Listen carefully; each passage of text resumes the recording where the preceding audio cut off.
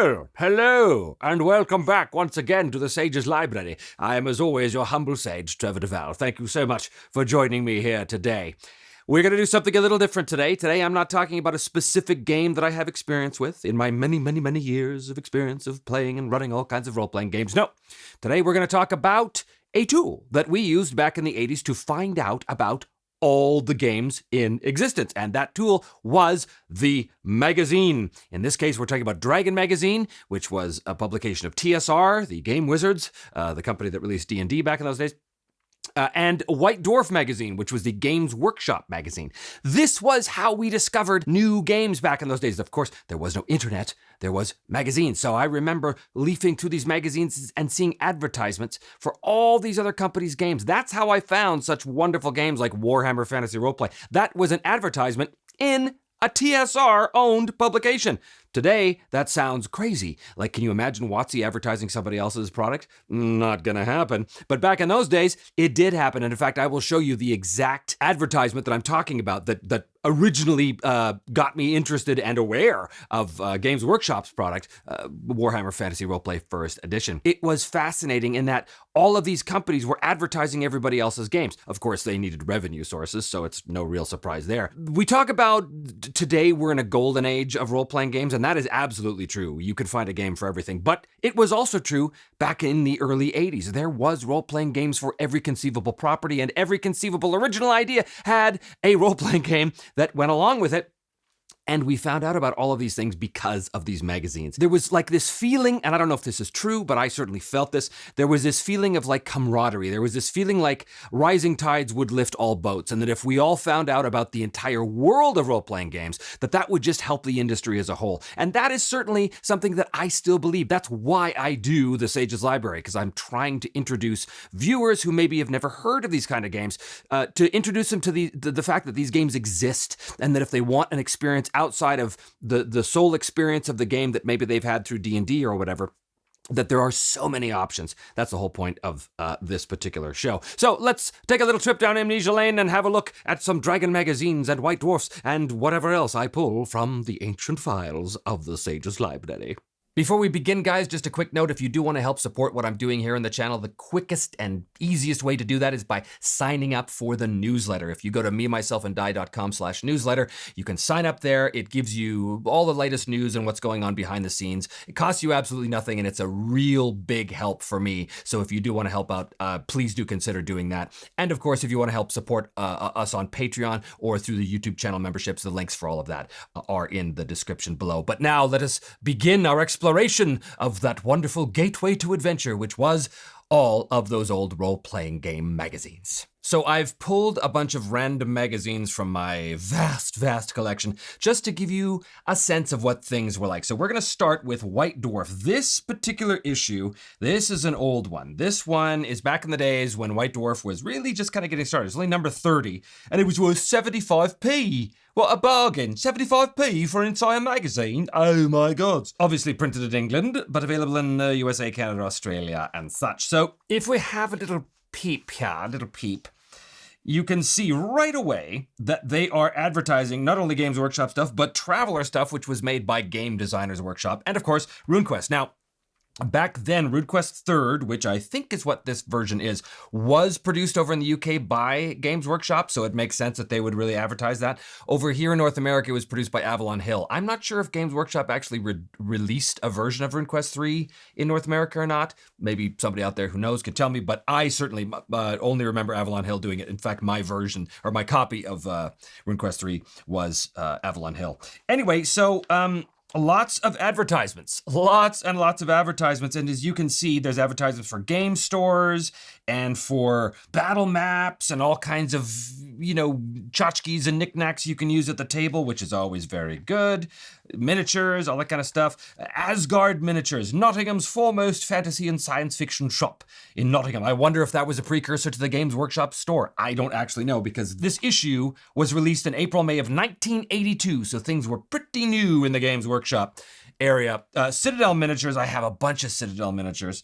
Ralpartha, a bunch of those. You're going to see all kinds of things. It's not just Games Workshop stuff that they have here. There's all kinds of stuff. So for example, one of the first features that we have here is an article on androids in Traveler. And again, Traveler, at least here in North America, was released by Games Designers Workshop.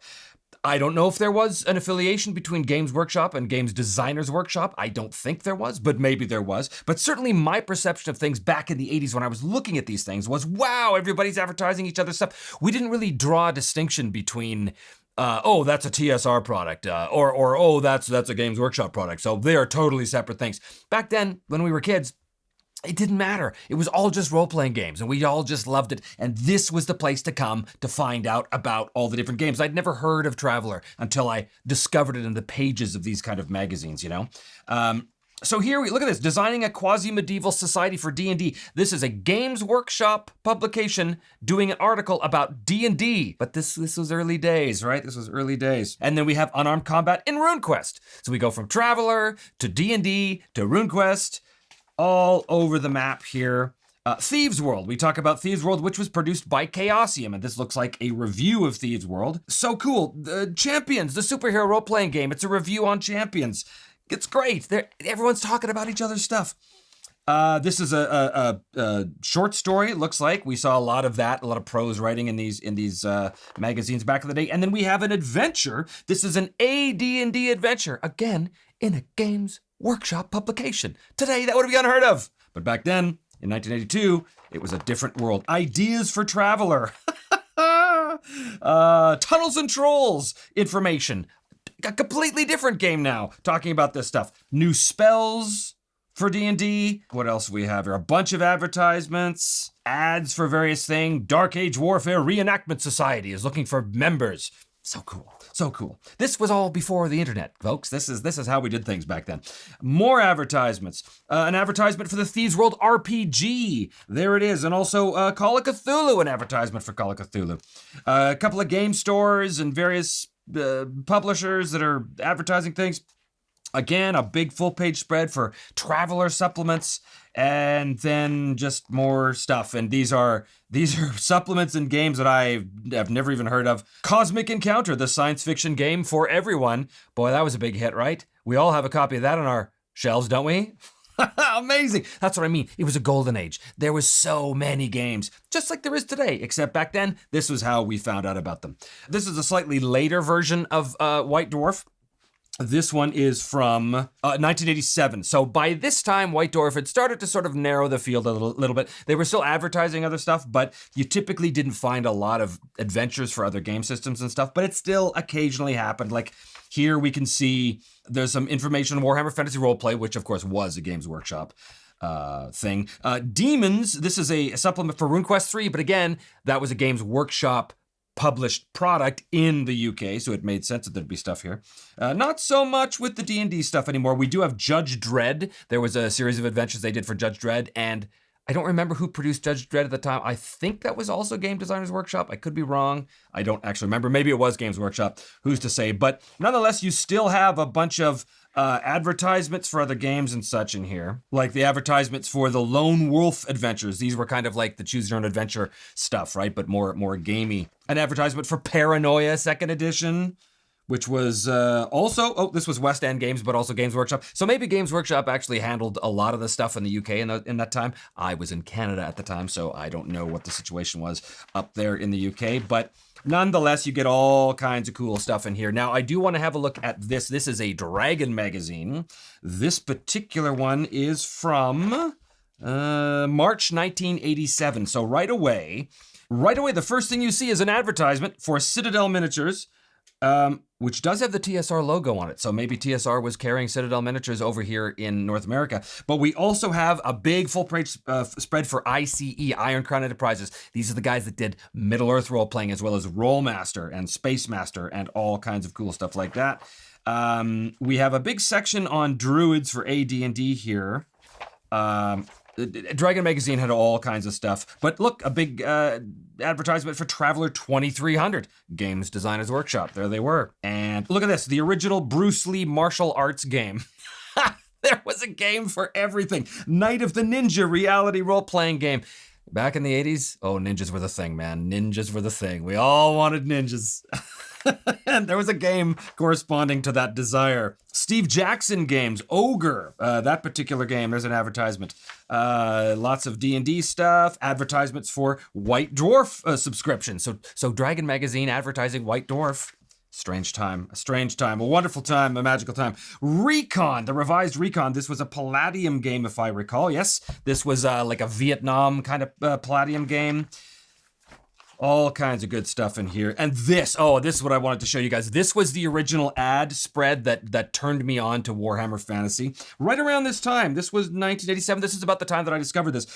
They advertised Warhammer Fantasy Roleplay First Edition in Dragon Magazine, but it was this glorious booklet spread that covered like this whole section. Just amazing. This changed my life, this ad, because it starts with a story, and I normally never was interested in the prose. I never read the prose, never read the short story stuff, but this I read, and this pulled me into the world of the old empire. Just fantastic. It was unlike anything I'd ever seen. Instead of a medieval fantasy world, it was sort of a dark Renaissance setting. So we've got the story, and then we've got the rundown of the background and the characters and images from the book. That was enough to just put me over the edge. I loved this stuff. What? You can play a boatman or a bounty hunter? Well, that's not a magic user or a fighter, said young Trevor, and his mind was blown. Then we have more descriptions on the game and combat and magic and the package of the future and this art. My God, this art completely just put me over the edge. That was a big, big, big deal. Villains and Vigilantes. There's another example. This is a game.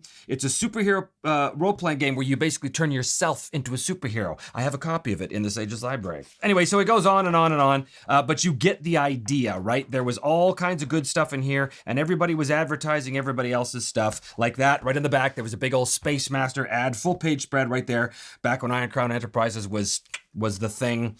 Here we have Dungeon Magazine. Now, this was sort of a novel idea. This was a magazine produced by TSR that was designed specifically to give you adventures, and I think they were just for D&D or AD&D.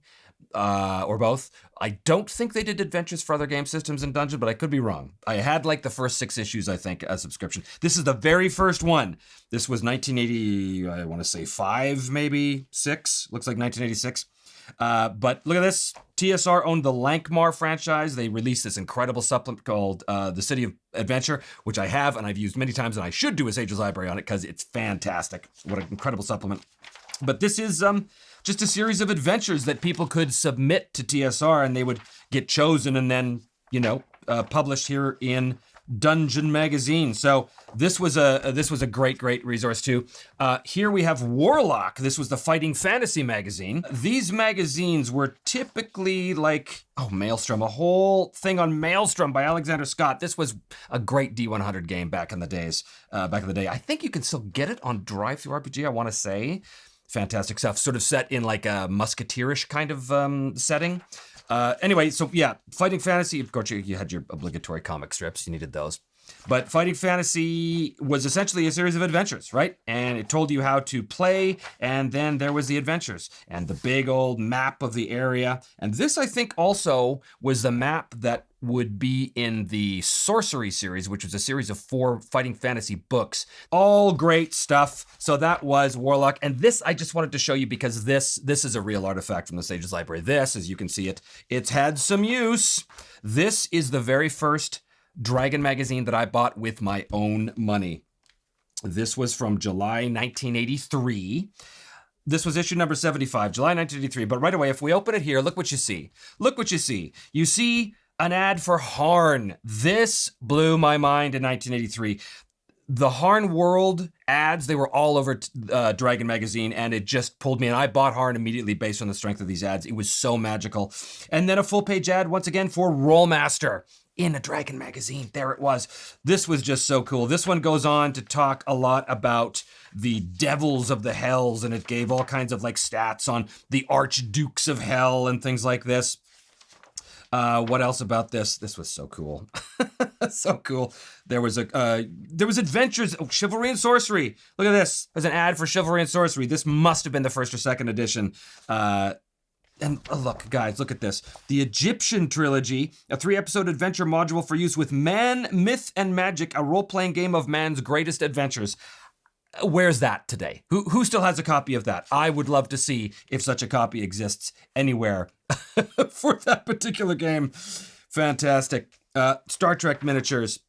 An adventure in here called Can Sea Point Be Saved, with the map of the town and the map of the area and a map of the ships and, of course, the dungeon map. This was all just magical stuff. And then we get the obligatory comics as well and Gamer's Guide. This is where, you could talk about the convention calendar. So if we learned about new games from these magazines, but also from the gaming conventions, and they happened all over just as they do today. But I think they were a little more common back then, I think. Because it was the thing to do. It's where you went to learn about all of this stuff and to meet your people, Anyway, fantastic stuff. All kinds of great stuff. And again, on the back cover there's an ad for the Court of Ardor, which was a supplement for MERPs, for Middle-earth role-playing. So that is how we did it. It was these magazines that opened our minds to all of these new types of games, all of these new ways of thinking about the game, about different genres, different ways to play.